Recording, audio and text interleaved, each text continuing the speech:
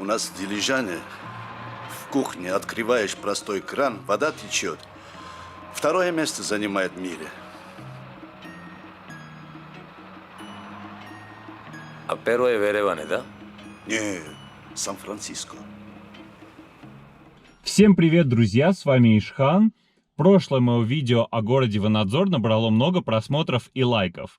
Это меня смотивировало сделать еще несколько роликов, и сегодня я направляюсь в город Дилижан, чтобы встретиться с местным гидом. Кстати, не забываем подписываться на мой канал внизу и поставить лайк, чтобы это смотивировало меня еще больше, и я в конечном итоге посетил все города Армении. Мы начинаем. Но перед тем, как мы попадем в Дилижан, небольшое объявление.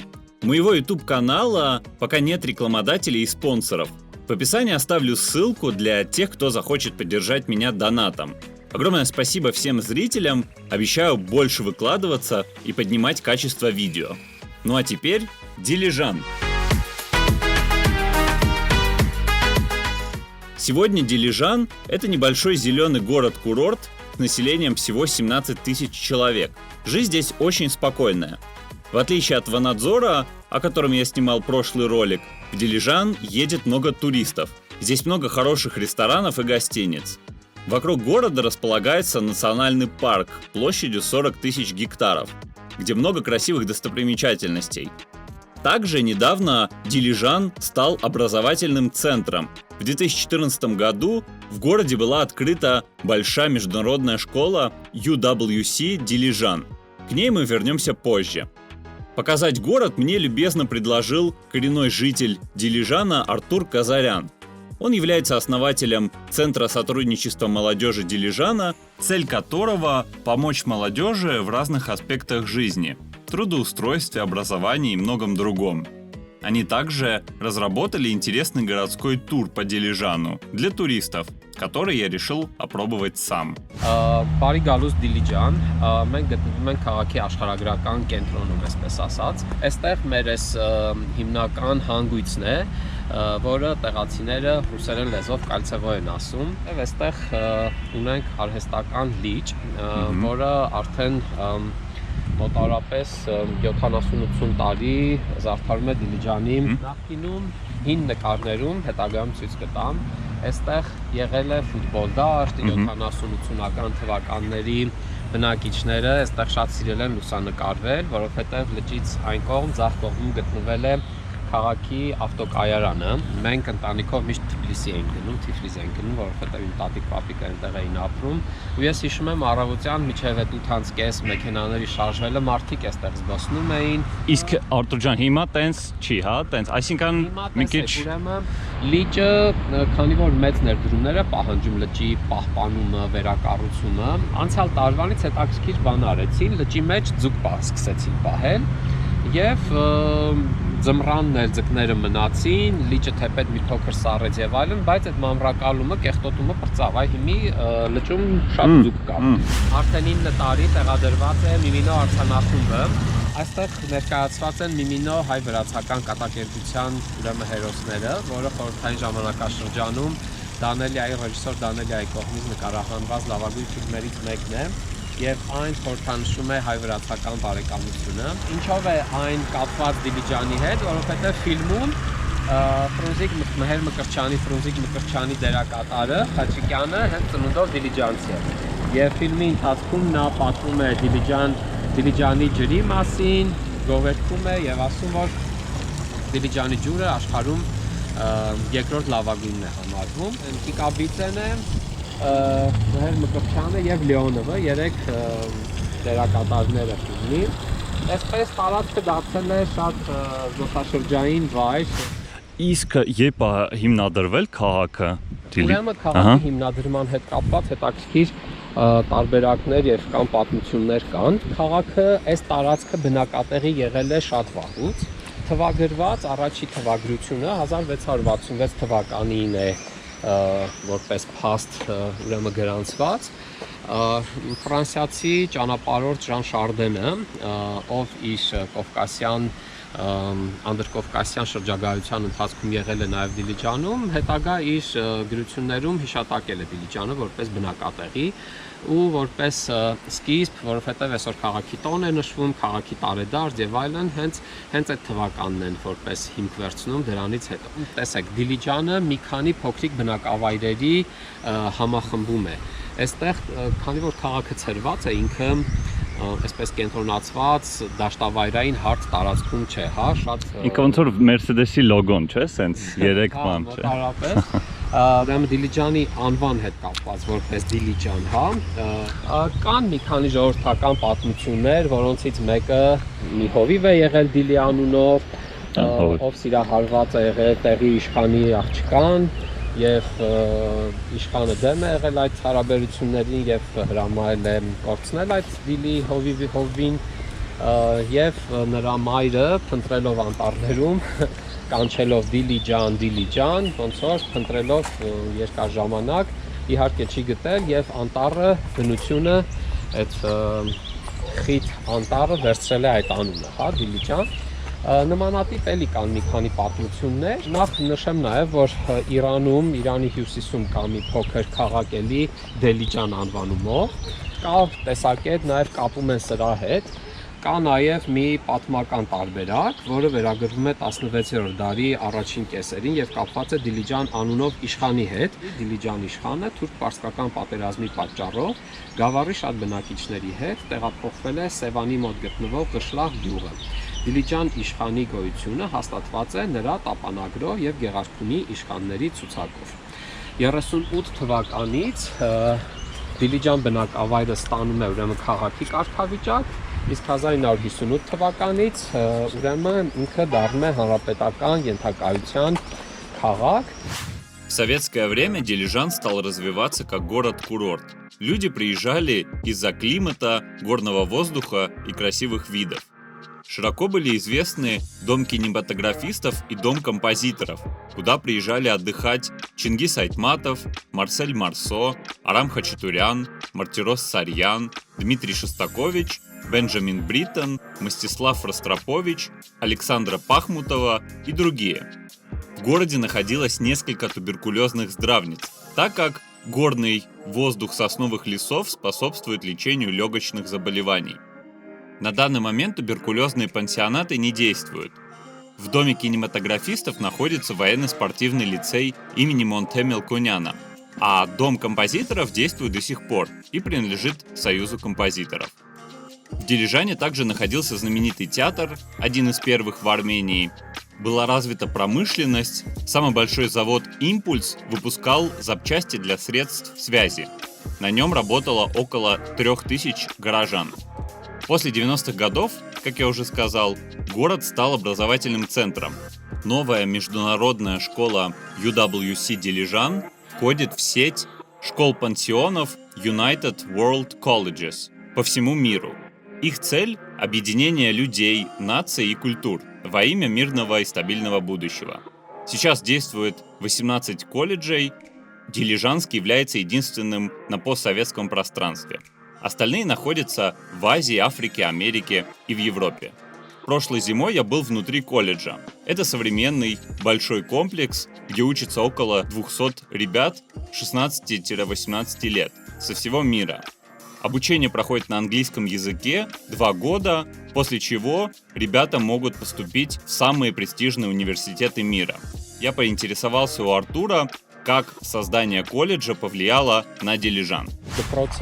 Իրազիչսկի համագործակցում է քաղաքի բոլոր դպրոցների հետ։ Ամենատարբեր դասընթացներ workshop-ներ են անում, ելի տեղացի երեխաները հաճախում են։ Հենց միջազգային դպրոցի աշակերտներն են այցելում տարբեր հաստատություններ եւ իրենց աջակցությունը կամ իրենց տարբեր տեսակի հմտությունները առաջարկում այդ հաստատություններին։ Այսինքն Երկար տարիներ Դիլիջանը եղել է զբոսաշրջային քաղաք, զբոսաշրջային միջավայրում ենք մենք ապրել մեծացել ու դրանով է նաև պայմանավորված, որ Դիլիջանի բնակչությունը շատ է շփված ինտելիգենցիայի հետ, այսինքն այստեղ եկել են արվեստի, գրականության տարբեր գործիչներ ու շփվել են մարդկանց հետ։ Մարդիկ ավելի զարգացած ու աչքաբաց են եղել ու այդ ամեն ինչի որպես շարունակություն նաև այսօր շատ կարևոր եմ համարում, հենց էլի նշում եմ, որ այս դպրոցը հենց Դիլիջանում հիմնադրվեց։ Այստեղ ցանկանում եմ ներկայացնել մի հուշարձան, որը շատ քչերը գիտեն, թե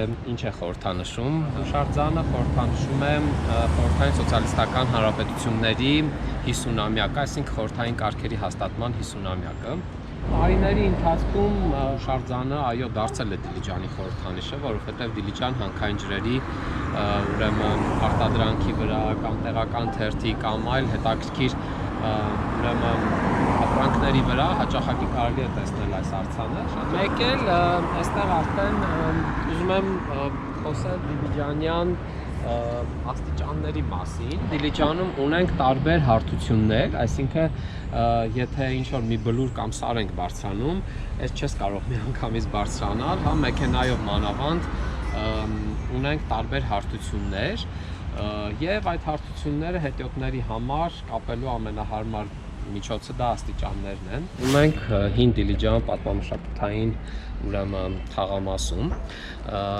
այն համարվում է ոչ միայն Դիլիջանի, այլև Հայաստանի զբոսաշրջային գոհարներից մեկը։ Այս տարածքում մենք կարող ենք տեսնել կրկին հայտե բալկոնները, որոնք հայտնի են Դիլիջանում, կղմինդրե տանիքները եւ աղյուսը, այս ամեն ինչի օգտագործումը համատեղ։ Մոտավորապես մինչև 70-ական թվականներում այստեղ ապրել են տարբեր սոցիալական դիրք ունեցող դիլիջանցիներ, սկսած շատ աղքատ մարդկանցից մինչև հարուստ մարդիկ, բայց տարածքը այս պահի դրությամբ իհարկե կոչվում է որպես համալիր հին Դիլիջան, Թուֆենկյան պատմամշակութային թաղամաս, այսպես ասած, բայց որպես փողոց ինքը Շարամբեյան փողոցն է, այսինքն էլի Հովհաննես Շարամբեյանի անվան փողոցն է, բայց տարբեր ժամանակներում այս փողոցը կոչվել է տարբեր մարդկանց անունով, մի հետաքրքիր դրվագ էլ կա պատմության մեջ, այստեղ ուրեմն գործել է լուսանկարչատուն եւ այդ լուսանկարչատան պատուհանին գրված է եղել ֆոտոգրաֆիա եւ ժամանակի ընթացքում այդ ապակու վրայից այդ ֆոտոն ճնջվել է եւ մնացել է գրաֆիա եւ մարդկանց շրջանում այդ գրաֆիայից ավելի առաջացել է որպես գրավսկի պերեուլոկ այս փողոցի անունը։ Իհարկե տեղացիների մոտ նաև հայտնի է որպես Քյարամի քյուչա, Քյարամի պրոսպեկտ թաղամաս։ Քյարամը եղել է ծայրահեղ աղքատ եւ կույր մարդ, ով իր ընտանիքով ապրել է այս մեջտեղի 3 պատուհանները դռները որ կան այդ մասում։ Գաղթական են եղել, որ Արևմտյան Հայաստանից եկել են այդ ժամանակ այստեղ տեղավորել են եւ այնուհետև սովետ խորհրդային իշխանությունները այդ բնակիչներին բնակարաններ են տվել եւ Քյարամի մասին ինչու գիտեն, որովհետեւ իմ մամայիս պատիկն է եղել։ Արտուր ջան, իսկ ինչու դուք չեք ապրում Երևանում։ Դուք ծնվել եք Դիլիջանում ու ինչու դուք շարունակում եք ապրել Դիլիջանում։ Ինչ պլյուսեր կան։ Հետաքրքիր հարց է։ Ես այո ծնվել մեծացել եմ Դիլիջանում, ինչպես ցանկացած երևի մարզաբնակ երիտասարդ, ավելի երիտասարդ տարիքում երազում էի, ուզում էի, որ սենց կմեծանամ, կգնամ Երևան ուսանող կդառնամ եւ կապրեմ, կհաստատվեմ Երևանում, բայց այնպես ստացվեց, որ որպես ուսանող սկզբից Դիլիջանում եմ ապրել ու հետագայում էլ Դիլիջանում շարունակեցի։ Իհարկե, կյանքի մի փուլ փորձեցի Երևանում, Երևան տեղափոխվեցի, բայց մի քանի տարի հետո էլի հետ վերադարձա Դիլիջան, որովհետեւ այստեղ ինձ ավելի կոմֆորտնի է, ավելի հոգեհարազատ է։ Հետո դա մի այլ տեսակի երջանկություն է ամեն օր արթնանալ նման տեսարանների մեջ ու նման բնության ու մեջ ու օդը շնչել։ Շատ նպատակահարմար գտա իմ աշխատանքային հնարավորություններն ու իմ եռանդը օգտագործեմ իմ հայրենի քաղաքի զարգացման, բարգավաճման ու հանրաճանաչման գործում։ Այո, ցավալի է, բայց Դիլիջանում ապրելը ինչ որ մի պահի նաև ձանձրալի է, որովհետև շատ զվարճանքի վայրեր չկան, զբաղմունքներ չկան, բայց շատ բաներ կախված է հենց քեզնից որպես բնակիչ, թե դու ինչ կնախաձեռնես։ С Артуром мы также посетили дачу Агаси Ханджана. Раньше это было очень красивым зданием, сейчас оно пребывает в полуразрушенном состоянии. Территория дачи находится в частных владениях, поэтому снимать мне там не разрешили. Мы увидели скульптуру «Лесной царь» скульптора Ара Сарксяна, памятник Великой Победы, самый большой в Закавказье, могилу Дмитрия Томича, серба по национальности, который служил в русской императорской армии. После службы он жил в Дилижане. Кладбище, на котором его похоронили, заменили на парк, но его могила осталась. Увидели вдали новый исследовательский центр Центрального банка Армении, здание, которое выглядит очень современно. Стоит отметить, что раньше в Дилижане проживали сербы, езиды, грузины, курды и малакани. На данный момент из национальных меньшинств в городе можно встретить только малакан. Рядом с Дилижаном находятся их две деревни – Фиолетово и Лермонтово. Посмотрели на ротонду, которая предназначалась как летний театр, где в 19 веке проводили множество представлений. Сейчас она заброшена. В качестве замены в 2011 году был построен новый амфитеатр под открытым небом. Еще мы зашли в новый парк в РФ, где можно попробовать экстремальные виды спорта. А также мы посетили новый туристический центр Дилижана, где каждый может получить информацию о городе, взять в аренду велосипед или экипировку для походов. Мы увидели главную реку Дилижана Акстеф, которая впадает в реку Дебет, затем в Куру и в Каспийское море. В Дилижанском национальном парке есть много возможностей для однодневных походов, в которых можно посетить церкви Гошаванг, Агарцин, Матосаванг, озеро Парс и многое другое. В городе есть несколько интересных музеев. Хочу отметить большое количество хороших ресторанов в Дилижане, каждый из которых уникален. Например, рестораны Качуч, Ложь и Тава были открыты Вардой Аветисян, которая переехала в Дилижан из США. Она попыталась возродить традиционные рецепты армянских блюд в миксе с современными гастрономическими трендами. В Дилижане очень много уютных гостевых домов и гостиниц. Мы побывали в доме Cozy House, где комнаты сделаны как домики хоббитов из фильма «Властелин колец». Я взял небольшое интервью у его основателя Էդգարը Գուլանյանը։ Էդգար ջան, մի փոքրիկ խնդրում եմ պատմես ոնց ես որոշել sense տիպի Գաղափարի մասին։ տեքստ սարքես։ Գաղափարը, երբ ֆիլմը դիտեցինք, այդ ժամանակ հայտնվեց գաղափարը։ Մտածեցինք, որ կարելի է յուրահատուկ ոճով տնակներ սարքել, որ տուրիստի համար բավականին կարող գրավիչ լինի, բայց իրականում ամբողջ դիզայնը մենք ինքներս ենք հորինել։ Ես մասնագիտությամբ նկարիչ դիզայներ եմ, ոնց որ գաղափարը այդտեղից ծնվեց, բայց ամեն ինչ մենք ենք հորինել, նույնիսկ ներսի կահավորումը մեջի հետ կապված էլի։ Իսկ սկզբից քեզ չեն ասել, բայց ինչ միտք կա գժական, չէ, այտենց չի աշխատի, պետք է պրոստը սովորական տեքստ սարքես։ Չէ, որովհետև մարդիկ չեն պատկերացնում ինչ ենք սարքում ու ինչ է դառնալու վերջում։ Նույնիսկ ես չէի պատկերացնում, որ այսպես գեղեցիկ бан Каролины. Хочу сказать, что это место в последнее время сделало такой небольшой бум, потому что ему не нужна, по сути, реклама, люди сами узнают про него, и когда туристы приезжают сюда, многие говорят: о, у вас типа хоббичьи норки открылись, мы хотим сюда попасть, где это? То есть на заметку будущим предпринимателям, если у вас есть крутая идея, неважно, сколько вы вложите в рекламу, ваше место само распиарится. Представляю вам еще несколько гостевых домов и гостиниц, на которых стоит обратить внимание, на мой взгляд.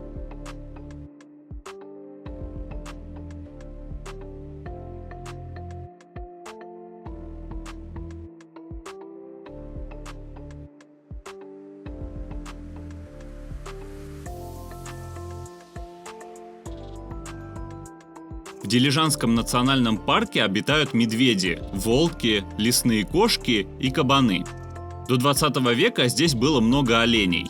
Из-за браконьерства и утраты среды обитания сейчас их очень мало.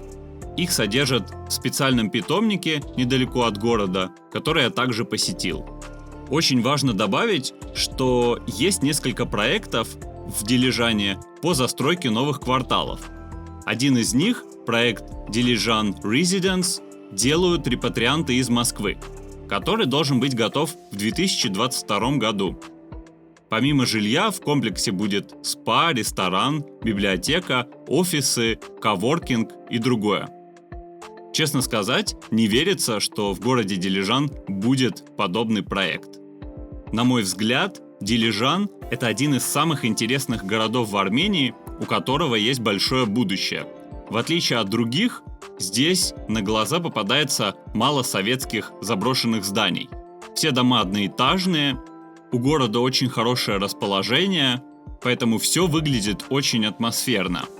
Недаром местные называют Дилижан армянской Швейцарией. Забыл еще сказать, что на подъезде к Дилижану местные жители круглый год продают вареную кукурузу. Очень советую вам ее попробовать. Огромное спасибо Артуру за прекрасный тур. Подписывайтесь на молодежный центр в соцсетях. Ребята еще делают сувениры на дилижанскую тематику. Приношу извинения, если не учел в своем видео какой-то интересный проект в городе. Пишите в комментарии, если такие имеются. А с вами был Ишхан. До новых встреч!